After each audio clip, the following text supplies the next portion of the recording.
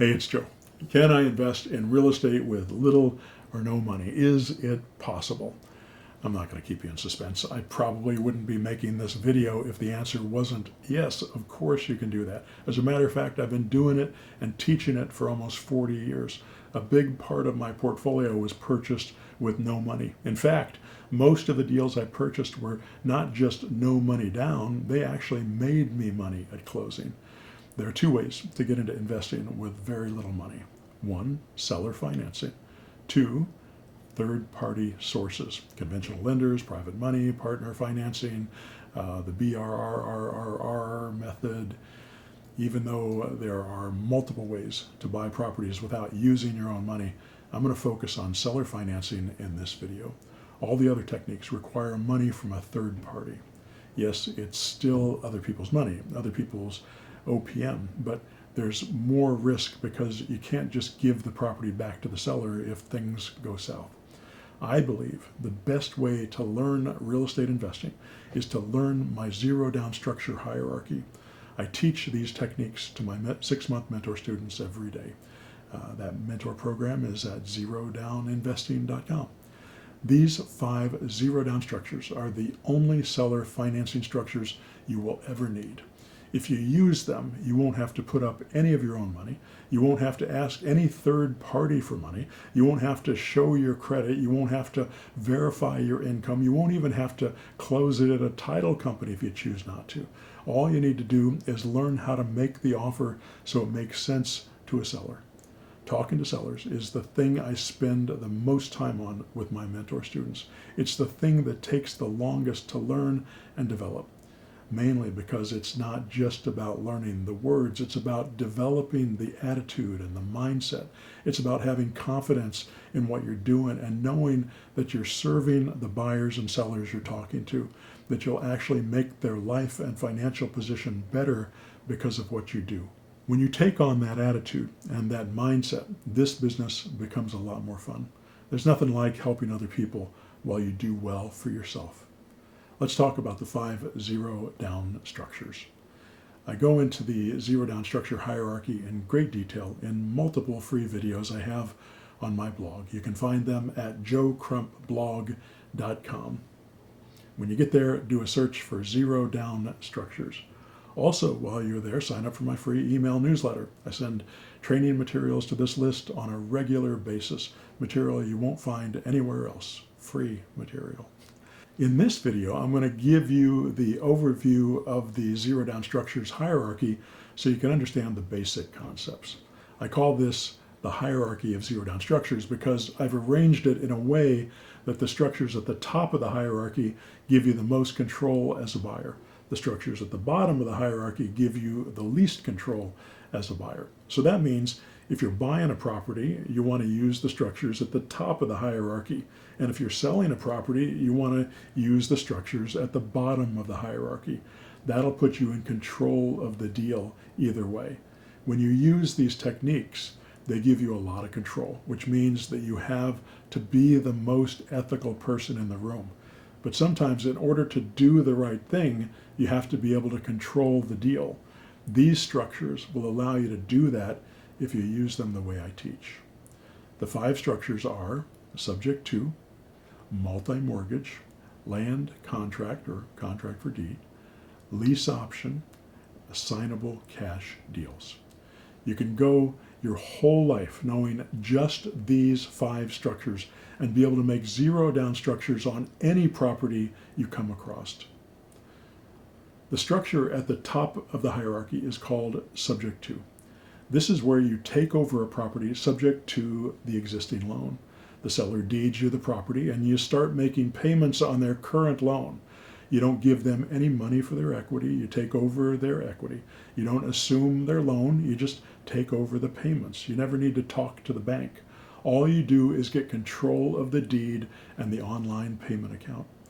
We like to close these deals at title companies and get title insurance, but you can also close them at a kitchen table and take the deed to the county recorder and record it yourself. Here's a quick example of a subject to deal. Let's say a seller has a property that's worth $400,000. They currently have a mortgage of $390,000. principal, interest, taxes, and insurance on this property add up to about $3,100 a month. We ask the seller to pay at least 1 month more of the mortgage since interest is paid in arrears. Then we turn around and we raise the property's sale price by about 10% more than its current market value, in this case, $440,000. We fill the property with a lease option tenant. We're able to ask more than market value because we're selling it on terms. The tenant will give us 10% down, half in cash and half as a promissory note that we call down payment assistance. So we get the property with no money down, we get a chunk of cash from the new buyer, and we get monthly payments that exceed the PITI. As time passes, the value of the property goes up and the rents go up. If you do it right, you can typically pay off properties like this in 10 to 15 years with the income that they provide. That's the basics. There are ways to optimize these investments. There are also ways to sell them quickly and manage them properly that we don't have time to discuss here on this video. So that's subject to. That's the top of the hierarchy, the structure that gives you the most control with the least amount of risk. I call the second structure in the hierarchy multi-mortgage.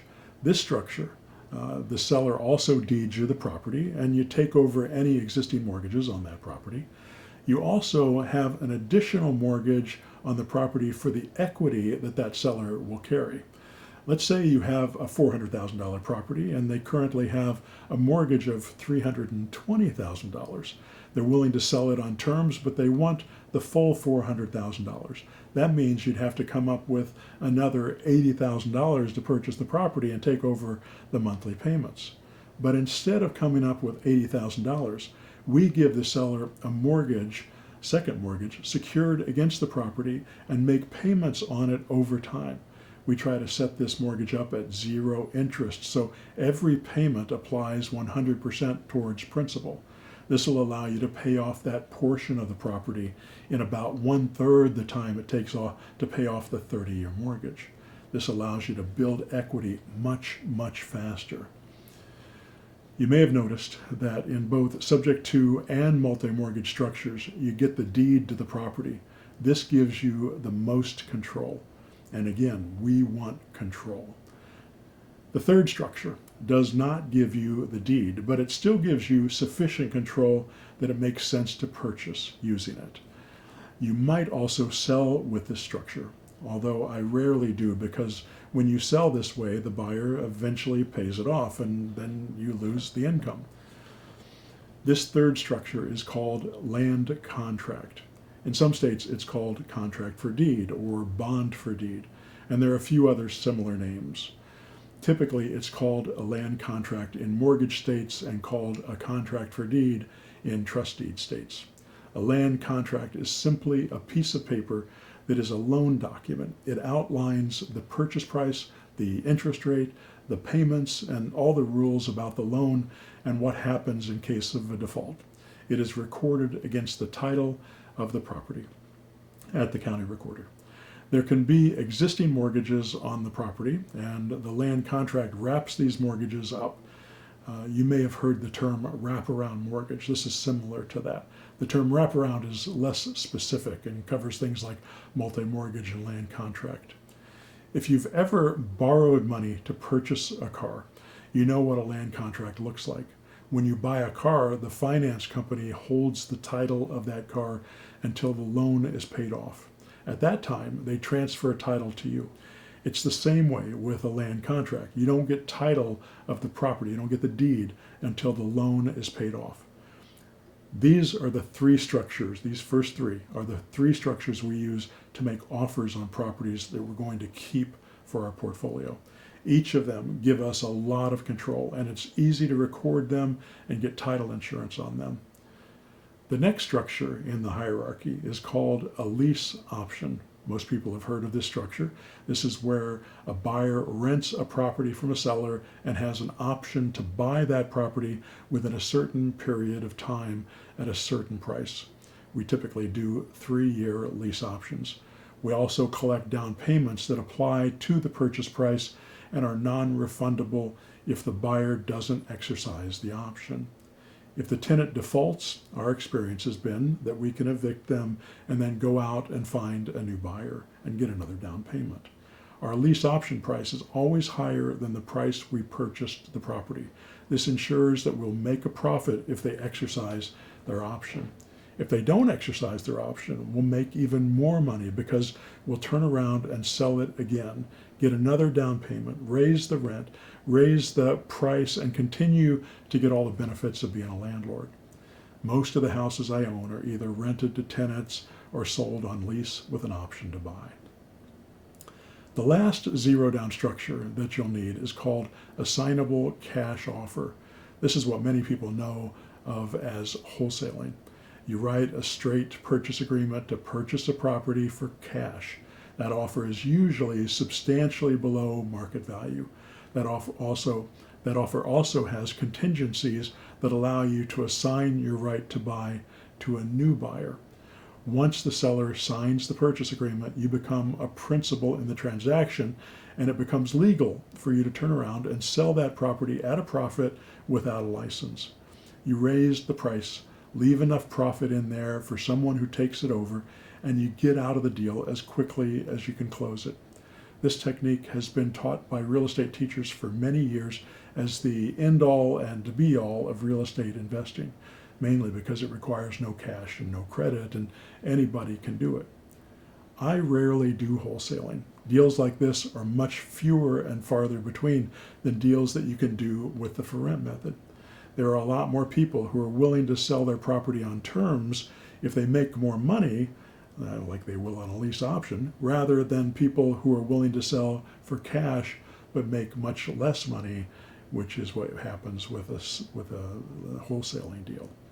It's also easier to sell a property on terms when you're flipping it than it is to sell it for cash to either an end user or an investor. When I come across properties that I can buy substantially under market value but can only purchase them for cash, I find the money elsewhere. Usually I just use my own capital, but when you run out of capital, you can bring in a third party. That's what I'm going to discuss next, briefly.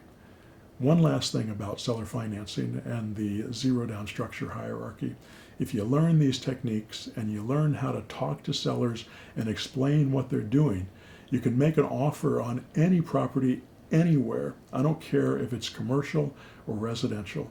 One of the things we do with my mentor students is we take hypothetical deals and we look at all the different ways we could structure the deal with those numbers and using those zero down structures.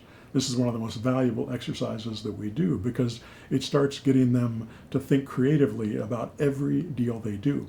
It also allows them to optimize their profits on each deal. They may find that they can use more than one of these zero down structures for a deal, but with a little bit of pencil work, they can figure out which one is going to make them the most profit and which one would make the most sense for the seller. I get into granular detail about how to do deals like this on my mentor calls that we do every 2 weeks. We get into how to find the deals, automate the process, write the contracts, find the buyers, and develop an exit strategy. If you'd like to be a part of this group and be taught by me personally, you can check out the program at zerodowninvesting.com. The last thing I want to discuss is third-party money. Lenders, private money, partner financing, and BRRRR, BRRRR, which uses these third-party lenders. Conventional lenders require down payments. They also require good credit and enough income to qualify for the loan. Different lenders have different criteria when they figure these numbers, but they all want to know how they're going to get paid back. They all want to know their equity position and what their risk is. If you don't pay them, they take the property back and then potentially come after you for other assets in a deficiency judgment. Private money can come from anywhere. Usually it comes from people who know you and who see you're doing good work and making money with real estate. These folks would like to make some money investing with you. They're doing it because they trust you. If you use private money, you need to be very careful you don't do it incorrectly. If you intermingle funds and misuse private money, you can go to jail. I personally know someone this has happened to. They weren't criminals, they just made some stupid mistakes. The way I prefer to use private money is by securing the investments against a piece of real estate as a mortgage. This makes it much easier to determine whether or not that property can support the loan. It also makes the lender more comfortable knowing they have something that they can take as recourse if you default. The next third-party OPM, other people's money, is partner financing. Instead of borrowing mortgage money against property, you can partner with people on deals. In this way, their profit potential is higher because you can give them a percentage of the deal, but their risk is a little higher too, because if you don't make money, they could potentially lose their position. So those are all third-party financing sources. If you have cash to invest, but you don't have the time or inclination to invest, you should check out my Done For You program. We do everything: find the properties, fix them, fill them, and manage them. Our goal is to take $200,000 and turn it into $100,000 per year passive for the rest of your life after less than 15 years, usually 10 to 15. Our motto is, if you wait, you will win. To find out more about this program, go to jr4.co/doneforyou. The last thing I wanted to discuss in this video is the BRRRR method. It stands for buying, rehabbing, renting, refinancing, and repeat. Essentially, you're buying a property, rehabbing it, renting it out, and then refinancing the property to pull out your initial investment plus any additional equity that's been built up. This allows you to buy more property and keep up with the process with the same amount of cash into the deal. In order to accomplish this, you have to get a good deal on the property, and you need a lender who will give you the highest possible loan to value when you refinance. If you can only refinance at 80% loan to value, that means that you have to purchase and rehab for less than 80%, including the loan and closing costs. Well, there you have it, a complete overview of no money and low money down real estate investing techniques. If you found this video helpful and would like me to make more of them, make sure to give it a thumbs up and share it with anyone who might benefit. Don't forget to subscribe to our channel or for more tips and strategies on real estate investing. You can also subscribe to my free email newsletter. I send out information, tips, and deals to this list that I don't send out to anyone else. Just go to my blog and sign up at joecrumpblog.com. And by the way, when you're there, you can explore over 1,000 training videos that I've created, and it's all free. I've been doing this a long time. You can watch a few hundred case studies of my past mentor students there, many of whom are now multimillionaires. They don't just tell you how wonderful I am, they tell you how to make money, how they structured their deals, how long it took, the struggles they faced, the successes they had. They always inspire me, and they make me remember why I got into this business. All right. Take care of your buyers and sellers and employees like they were your family. Be ethical in this business. Good luck. Thank you.